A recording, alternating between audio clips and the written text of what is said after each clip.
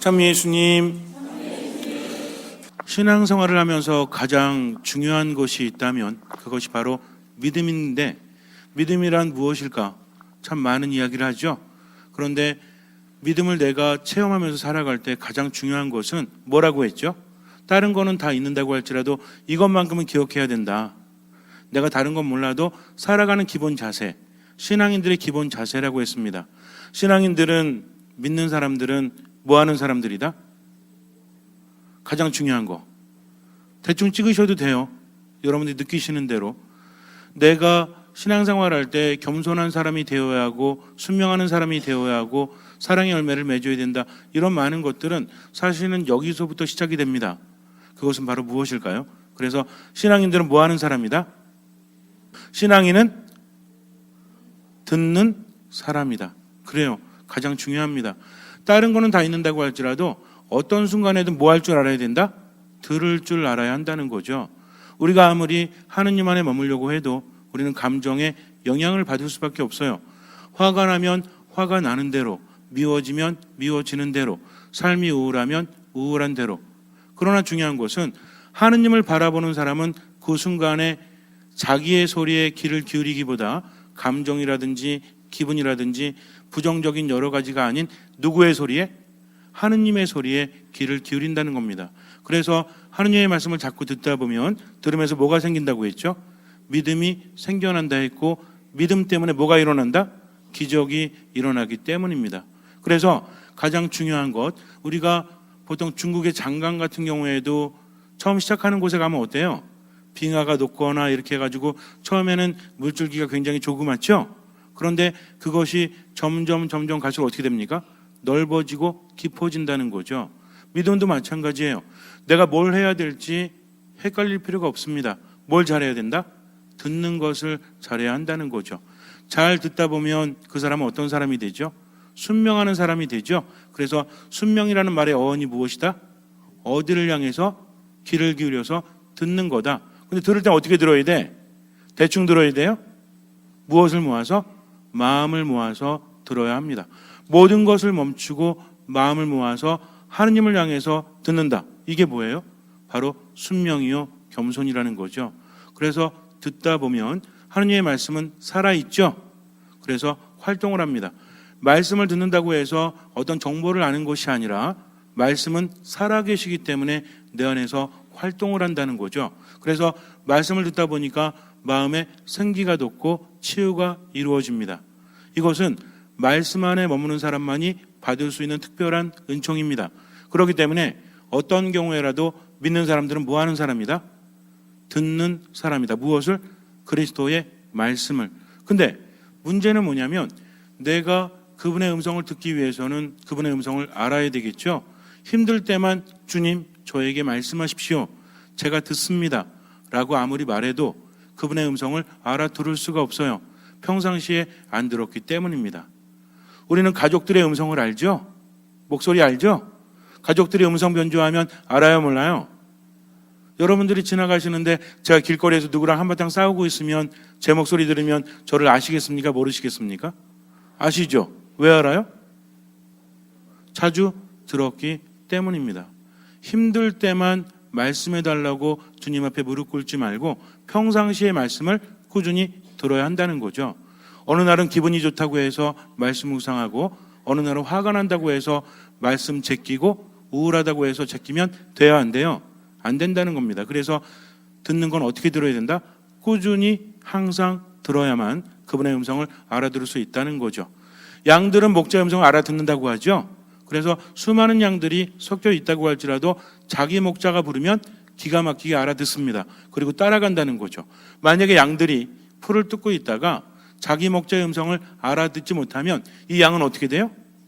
이 양은 홀로 남게 되고 결국은 죽을 수밖에 없다는 겁니다. 그러니까 음성을 알아듣는다는 것은 뭐하고 연결이 되는 거예요? 사느냐 죽느냐의 문제라는 거죠. 우리가 삶이 힘든 이유는 무엇 때문입니까? 하느님 안에 머물지 못하기 때문이다. 금세 까먹으셨어요? 제가 하는 질문의 99%는 답이 뭐다? 하느님 안에 머물거나 머물지 못하는 것. 그러면 삶이 행복한 이유는 무엇입니까? 하느님 안에 머물기 때문이라는 거죠. 삶이 우울한 이유는 하느님 안에 머물지 못하기 때문입니다. 만병통치약이에요. 하느님 안에 머무는 것이. 그러나 깊이 묵상하면 묵상할수록 이것은 상당히 깊은 통찰을 요구합니다. 하느님 안에 머문다는 것이 무엇인지는 신앙이 깊어질수록 차원이 달라지기 때문에 그래요. 그래서 여러분들은 두 가지 기억하셔야 합니다. 첫 번째 뭐다? 신앙인은 듣는 사람들이다. 듣다 보면 어떻게 된다? 하느님 안에 머물게 될 수밖에 없다는 거죠. 왜? 말씀이 활동하기 때문입니다. 하느님의 힘은 인간이 어찌할 수 없어요. 아무리 대단한 인간도 하느님의 힘을 넘어설 수 없기 때문입니다. 우리는요, 정말 긴급한 순간에, 정말 중요한 순간에 의심을 품어요. 정말 가능할까? 하느님께서 할 수 있으실까? 근데 예수님이 뭐라고 하십니까? 어떤 사람이 계서 예수님께 그러죠. 할 수 있으시면 한번 기적을 일으켜 주시죠. 낫게 해 주십시오. 그랬더니 뭐라고 하십니까? 믿는 사람들에게 할 수 있으면이 무슨 말이냐? 이렇게 말씀하십니다. 그러니까 하느님은 할 수 있다, 없다? 할 수 있으시다는 거죠. 중요한 건 무엇입니까? 그것을 내가 믿느냐, 믿지 못하느냐. 근데 믿음이라는 것은 순간 마음 먹는다고 되는 것이 아니라 어떤 사람이 가질 수 있다 했죠? 이러시면 아니 되죠. 방금 전에 얘기했잖아요. 듣는 사람이 믿음을 가질 수 있다. 그래서 믿음은 어디서 온다? 들음에서 온다. 들음은 그리스도의 말씀으로 이루어져 있다는 거죠. 예수님은 계속 말씀하세요. 너의 믿음이 너를 구원하였다. 그러니까 기적은 하느님께로부터 오지만 그 기적을 가능하게 하는 것은 무엇이다? 우리들의 믿음이라는 거죠. 그래서 믿음이 자랄 수 있도록 뭐 해야 된다? 자꾸만 들으세요. 정말 어려운 거 아닙니다. 때로는 믿음이 자라기 위해서는 뭘 해야 될까라고 걱정하지만 걱정할 필요가 없어요. 어느 때든 뭐 하면 된다? 무조건 들으면 됩니다. 말씀을 듣고 또 들으십시오. 똑같은 말씀이라고 할지라도 절대 똑같지 않아요. 듣다 보면 살아있는 말씀이 나에게 생기를 주고 치유를 일으킨다는 거죠. 그래서 말씀을 자꾸만 듣게 되면 하느님을 체험하게 됩니다. 그러면서 삶이 변화되는데 변화하는 게 아니라 변화되는 겁니다. 신앙인들에게 있어서 삶은 변화되는 거죠. 왜? 주체가 누구시기 때문에? 하느님이시기 때문에 그래요. 내가 변화할 수 있는 것이 아니라 하느님께서 변화시켜 주시도록 나를 맡기는 것이 바로 믿음입니다. 그러니까 맡기는 사람은 어떤 사람이다? 듣는 사람이라는 거죠. 맡기는 사람은 어떤 사람이다? 하느님 안에 머무는 사람이라는 거죠. 종합해 본다면 자꾸만 듣는 사람은 뭐 하게 돼요? 맡기게 됩니다. 그리고 하느님 안에 머물게 되고 뭐 하지 않아요? 판단하지 않는다는 거죠. 이미 우리 골수에는 박혀져 있죠. 하도 들어가지고. 신앙인은 뭐 하지 않는다? 판단하지 않는다라고 하는데 때로는 내가 판단하고 있지 않습니까? 삶이 왜 이렇게 힘들지? 삶이 왜 이렇게 우울하지? 왜 이렇게 화가 나지? 이 모든 것들은 어디서 옵니까? 판단하기 때문에 온다는 거죠. 판단을 자꾸 하다 보면 판단이 긍정적이 됩니까? 부정적이 됩니까? 부정적이 되죠. 그래서 판단을 자꾸 하다 보면 어디로 빠져요? 절망 속으로 빠져들게 됩니다. 그래서 신앙인들은 절대로 뭐 하지 않는다? 판단하지 않고 때로는 힘든 일이 있다고 할지라도 하나의 무엇으로? 신호로 알아들을 수 있는 사람이다. 왜냐하면 하느님은 나를 나보다 더 잘 아시고 나를 나보다 더 사랑하시기 때문입니다. 그렇기 때문에 아무리 안 좋은 일도 우리에게 불필요한 건 없는 거예요. 하느님께서 나를 사랑하시기 때문에 그분께서 무엇을 원하실까? 내가 이 고통 중에서 내가 이 괴로움 중에서 뭘 깨닫기를 바라실까 하면서 겸손하게 어떤 마음으로? 듣는 마음으로 그것을 볼 수 있어야 한다는 거죠. 그러면 고통도 다른 의미로 내게 다가오게 됩니다. 고통 중에서 희망을 발견하게 되죠. 고통 자체가 희망이기 때문이 아니라 고통 중에서 누굴 느끼기 때문에?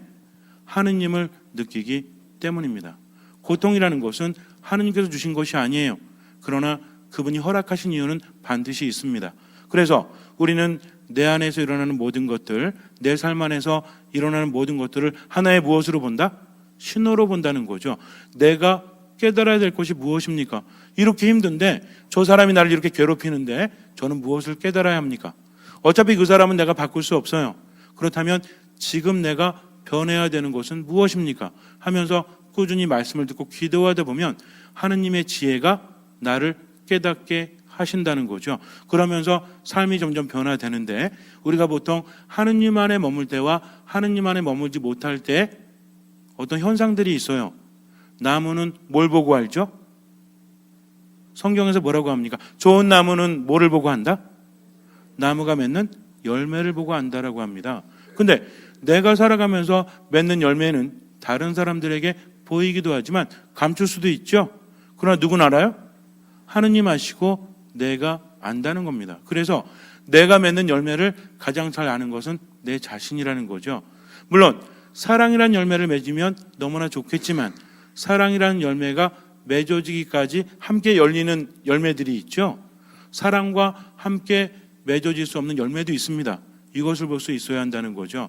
내가 사랑을 하고 있는가, 사랑 안에 있는가는 몇 가지를 알 수 있는데 그 중에 아주 중요한 개념들이 있어요. 하느님 안에 머물지 못하는 사람은 판단을 합니다. 그러다 보니까 자꾸만 부정적인 생각들, 부정적인 기분들이 그 사람을 지배한다는 거죠. 그러나 하느님 안에 머무는 사람은 판단하지 않으니까 뭐 하죠? 여러분들 뭐 정답은 없습니다. 이것저것 말해 보시면 돼요. 판단하는 사람과 판단하지 않는 사람의 큰 차이가 있습니다. 그게 뭘까요? 판단하는 사람은 화를 쉽게 냅니까, 안 냅니까? 쉽게 내지요. 판단하는 사람은 쉽게 우울함에 빠져듭니까? 빠져들지 않습니까? 쉽게 빠져들 수밖에 없죠. 그러나 판단하자고 뭐 하는 사람? 뭐 하는 사람? 그렇게 맡기는 사람이 어떤 사람이 맡기죠? 맡겼으니까 판단하지 않고 부정적이지 않는 사람은 뭐 하는 사람이다? 두 글자. 제가 이렇게 물으면 오늘 독서하고 복음의 답이 있겠죠. 그러니까 머리 쓰지 마시고 찾아보세요. 저 성당에 오시기 전에 한번 읽어보시든지. 그래서 하느님 안에 머무는 사람, 판단하지 않는 사람의 특징이 뭐다? 뭐 할 줄 아는 사람이다? 예, 단어들이 몇 개 있겠죠. 인내할 줄 아는 사람이라는 겁니다. 이 인내가 얼마나 큰지 아세요? 현대인들이 앓고 있는 수많은 정신적인 병들, 또 기분적인 어떤 문제들이 뭐하지 않기 때문에? 인내하지 않기 때문에. 근데 인내는 하지 않는 겁니까? 하지 못하는 겁니까? 이게 중요하다는 거죠. 나는 인내하고 싶어요. 인내하려고 합니다. 근데 이게 안 돼요. 그럼 안 하는 거예요? 못 하는 거예요? 인내는요, 안 하는 게 아니라 못 하는 겁니다. 그냥 내가 힘들어 죽겠는, 견딜 수 있는 정도가 있죠? 여러분도 혹시나 내가 이렇게 참는데 누가 와서 나를 야구방망이로 이렇게 때려요? 그러면 견딜 수 있어요? 없어요? 살살 때리면 견딜 수 있겠죠. 근데 예를 들어서 그 프로야구 선수가 와서 한 대 때리면 어떻게 될 것 같아요? 아무도 견디지 못할 거예요. 근데 그것을 가지고 견디지 않는다라고 말하면 안 된다는 겁니다. 우리가 우리에 대해서 너무나 부정적인 평가를 하면 안 된다는 거죠. 내가 느끼는 고통조차도 하나의 뭐다? 신호라는 것을 알아야 합니다. 그러면 인내하지 못한다는 것은 결국은 왜 인내하지 못할까? 이게 중요하다는 거죠. 어떤 경비행기가 밀림에 추락을 했습니다. 그런데 여기는 한 소년이 타고 있었는데 이 소년은 무사히 살아났어요. 근데 살아났긴 했는데 그 주변을 이렇게 뒤져보니까, 구조대가 뒤져보니까 분명히 산 것 같은데 그 자리에 없습니다. 밀림 속으로 들어갔다는 거죠. 그런데 그 밀림은 길이 없기 때문에 한 번 들어가면 나올 수가 없어요. 그래서 이제 구조대가 구조하기 전까지 소년이 살아 있어야 되는데, 문제는 뭐냐면 주변 환경도 문제지만 사람이 절망에 빠져들게 되면, 왜 절망스럽죠? 길을 찾지 못하니까. 여러분 한번 생각해 보세요. 내가 정글에 있는데 어디가 어딘지 알 수 없어요. 점점 날은 저물어 갑니다. 그러면 어떻겠어요? 걱정과 불안과 두려움이 짙어지겠죠. 결국 절망이 찾아오면 인간은 쉽게 죽는데요. 실제로 예전에 세계 제2차 대전 때에도 미군 포로들이 뭐 병이라든지 어떤 고문이라든지 이런 것들보다 절망 속에서 자살하거나 죽은 사람들이 훨씬 더 많다고 합니다. 그래서 병 중에 가장 큰 병이 뭐다? 절망이라는 병이래요. 인간이 한번 절망하기 시작하면 신체적인 능력이 급격히 떨어진다고 합니다. 그래서 절망이라는 것은 인간을 어디에 이르게 한다? 죽음에 이르게 한다는 거죠. 소년이 홀로 떨어졌죠. 어딘지 알 수 없어요. 점점 절망감이 짙어지니까 생명력이 떨어질 수밖에 없어서 순간 잘못된 판단을 하거나 위험에 노출될 가능성이 크다는 거죠. 그래서 이제 구조대가 뭘 하냐면 전단지를 뿌립니다. 전단지 뿌려서 소년을 안심시켜야 되는데, 근데 이제 어떻게 전단지를 뿌려야 되나 하고 사람들이 이제 고민을 했죠. 왜냐면은 거기에 희망이 될 만한 문구를 심어야 되는데, 그래서 이제 그 아이의 아버지가 와서 아버지가 기록을 했대요. 아빠는 너를 포기하지 않는다. 그러니 견디어내라. 내가 끝까지 함께하겠다. 너를 찾고 말 거다. 라고 하면서 사랑한다라는 말 써서 그 전단지를 뿌렸다고 합니다. 며칠 후에 소년이 구조가 됐어요. 근데 소년의 상태가 비교적 양호했다고 합니다. 그래서 물었죠. 가장 힘든 것이 무엇이었고 어떻게 이렇게 살 수 있었나요? 그랬더니 소년이 말하기를 너무나 무섭고 너무나 두려웠는데 갑자기 하늘에서 종이가 떨어져서 봤더니 자기 아버지의 필체가 쓰여져 있다는 거죠. 그리고 나는 너를 포기하지 않겠다. 나는 너를 사랑한다. 그러니 끝까지 견뎌라. 라는 말을 보자마자, 이게 만약에 예를 들어서 이쁜 글씨로 써 있었다면 소년은 별로 희망을 갖지 못했을 거예요. 그러나 누구의 글씨였기 때문에? 아버지의 글씨였기 때문입니다. 우리 형제님들, 아들이든 딸이든 있는 형제님들 계시죠? 만약에 우리 아이가 밀림에 갇혀 있어요. 내가 구조하러 같이 가면 나도 죽을지도 몰라요. 그래도 가실 분? 한 분, 두 분? 그럼 안 가실 분? 아마 안 갈 분은 아무도 없을 거예요. 억만금을 준다 해도 못 들어가지만, 그러나 아버지는 들어간다는 거죠. 왜 그렇습니까? 아버지이기 때문입니다. 자식이 물에 빠지면요, 누가 빠진대요? 그럼 자식이 물에 빠지면 애가 셋이나 있는데 뭐 하나 빠져 죽는다고 해도 뭐 둘 남았는데 뭐 괜찮아 여보 이래요? 엄마는 보이는 게 없어요. 아무리 아이 둘이 있어도 빠진 한 명 때문에 엄마도 빠지지 않습니까? 아닌가? 아빠도 빠지지 않습니까? 왜 그래요? 엄마, 아빠이기 때문이라는 거죠. 그렇다면 이 소년이 희망을 가진 이유는 무엇입니까? 아빠이기 때문입니다. 이게 아주 강렬하다는 거죠. 그래서 희망이라는 것은 뭐하게 만든다? 인내하게 만든다는 거죠. 그렇다면 믿는 사람들이 판단하지 않고 말씀을 들음으로 인해서 하느님으로부터 인내의 은총을 받는다. 인내와 함께 오는 게 있습니다. 어떤 사람이 인내하죠? 소년은 희망을 발견했죠. 그리고 아버지 그래서 뭘 느꼈습니까? 위로를 느꼈다는 거죠. 그래서 하느님께로부터 오는 두 가지가 있는데, 하나는 인내요, 하나는 무엇입니까? 하나는 제가 말했잖아요 지금.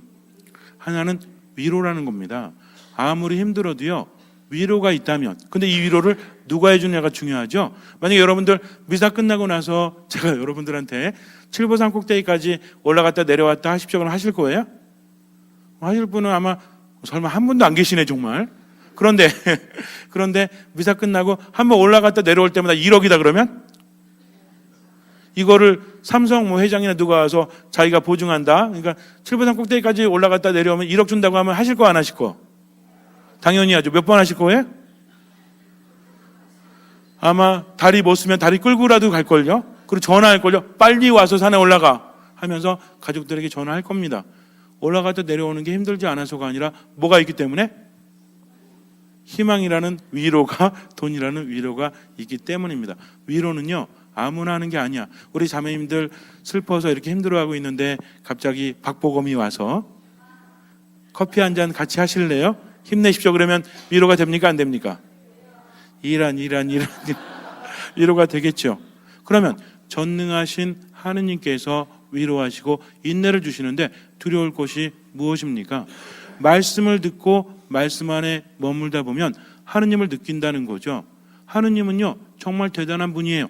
예수 그리스도는 우리를 위해서 모든 것을 내어주신 분입니다. 우리가 힘들어서 주님 앞에 엎드려서 주님 왜 이렇게 힘듭니까? 저에게 힘을 주십시오. 주님 저에게 위로를 주십시오. 주님 저에게 길을 알려주십시오 할 때마다 주님께서 말씀하세요. 내 마음은 더 아프다. 내가 너에게 길을 주고 진리를 주고 생명을 주는데 왜 듣지 않느냐? 나는 성경을 통해서 너와 함께하고 미사를 통해서 너에게 은총을 준다. 이렇게 말씀하십니다. 분명히 인내와 위로는 하느님께로부터 오는데 우린 무엇을 통해서 그 위로와 인내를 받죠? 자, 인내와 위로가 얼마나 대단한지 아시죠? 더군다나 이 인내와 위로는 누가 주시는 겁니까? 하느님께서 주십니다. 하느님 어떤 분이세요? 세상을 만드신 분이에요. 그분께는 불가능함이 없습니다. 그런 분이 나를 위로하시고 인내를 주시는데 걱정할 필요가 있어요? 없어요? 없습니다. 왜? 나에게는 무엇이 있기 때문에? 희망이 있기 때문입니다. 인간이요, 먹지 않으면 40일을 버틸 수 있대요. 물을 먹지 않으면 3일인가? 얼마 정도 버틸 수 있다라고 합니다. 그런데 숨을 쉬지 않으면 8분을 버틴대요. 죽기까지. 8분 안에 이제 뭐 하면 된다는 거죠. 그러나 희망이 없이는 1초도 제대로 살아갈 수 없다고 합니다. 우린 그렇죠. 희망이 있으면 인내할 수 있죠. 우리 자매님들 만약에 그런 거 하시잖아요. 이뻐지기 위해서 고통 받는 경우도 있죠. 아니에요? 심지어는 뼈를 깎는 고통을 당하기도 하지 않습니까? 김태희가 될 수 있다면 뼈도 깎아요. 왜? 희망이 있기 때문이죠. 그리고 정말 하고 싶은 거 참는 것도 희망이 있으니까 뭐 할 수 있습니까? 인내할 수 있다라는 거죠. 병원에 갔는데 내가 불치병에 걸렸어요. 병원에 갔는데 의사가 말합니다. 이제부터 당신은 굉장히 어려운 치료 과정을 거칠 겁니다. 그런데 이것을 거치면 당신은 완쾌할 수 있습니다. 라고 하면 이 환자는 치료를 받을까요? 안 받을까요? 당연히 받죠. 아무리 고통스러워도. 근데 의사가 이렇게 말해요. 치료법이 하나 있긴 한데 무지하게 고통스러워요. 근데 날지 안 날지는 저도 잘 모르겠습니다. 이렇게 말한다면 받아야 안 받아요? 못 받죠. 왜? 희망이 없기 때문입니다. 실제로 어떤 사람이 거의 반식물인간 상태로 의식을 회복하지 못하고 중환자실에 있었대요. 근데 가족들이 찾아오고 이것도 한계가 있죠. 근데 어느 날 찾아왔는데 할 얘기가 없어 이제. 하도 얘기를 해가지고. 그래서 아들이 뭘 했냐면 그래도 의사 선생님이 듣는다고 하니까 옆에 앉아가지고 뭐 했냐면 성경을 읽었습니다. 계속. 신약부터 읽고 또 읽고 또 읽고 했다는 거죠. 그런데 어느 날 아버지가 깨어났어요. 그리고 하는 말이 뭐냐면 내가 너무 힘들었는데 어느 순간부터 성경 말씀이 내게 들리기 시작을 했고 나는 거기에서 희망을 가질 수 있어서 이렇게 일어남에 감사한다라고 말했다고 합니다. 이건 뭡니까? 바로 그분은 말씀을 통해서 인내를 받고 위로를 받고 희망을 가졌기 때문이죠. 우리도 마찬가지예요. 살아가면서 아무리 삶이 힘들다고 할지라도 무엇이 있으면 희망이 있다면 희망 있는 사람이 뭐가 있습니까? 인내가 있고 위로가 있다는 거죠. 이건 누가 주십니까? 하느님께서. 무엇을 통해서? 성경을 통해서. 따라서 성경을 통해서 인내와 위로를 하느님께서는 우리에게 주시고 인내와 위로를 받는 우리는 희망을 갖습니다. 이게 중요하다는 거죠. 그래서 힘들고 괴로울 때 우리를 위로하시는 하느님, 나에게 인내를 주신 하느님 안에 머물 수만 있다며. 어떤 사람이 그렇게 머물죠? 듣는 사람이 그래요. 그리고 그 사람은 하느님 안에 머물게 되고 판단하지 않고 뭐한다? 모든 것을 맡길 줄 아는 사람이라는 거죠. 그래서 여러분들 오늘 얘기한 거 다 까먹어도 돼요. 하지만 한 가지만 기억하십시오. 신앙인은 뭐 하는 사람이다? 듣는 사람이다. 언제? 비가 오나 눈이 오나 바람이 부나 마음속에 비가 온들 눈이 온들 화가 난들 상관없이 멈추고 듣도록 하십시오. 그러면 기적이 일어날 수밖에 없습니다. 잠시 눈을 감으세요. 삶이 힘들다고 느껴지십니까? 위로를 받지 못하기 때문입니다. 인내가 생겨나질 않아요. 하느님 안에 머물지 못하기 때문이죠. 그러니 먼저 말씀을 듣고 미사와 기도 안에 머무십시오. 주님께서는 그 믿음을 보시고 우리 삶에 놀라운 기적을 일으켜 주실 것입니다. 아멘.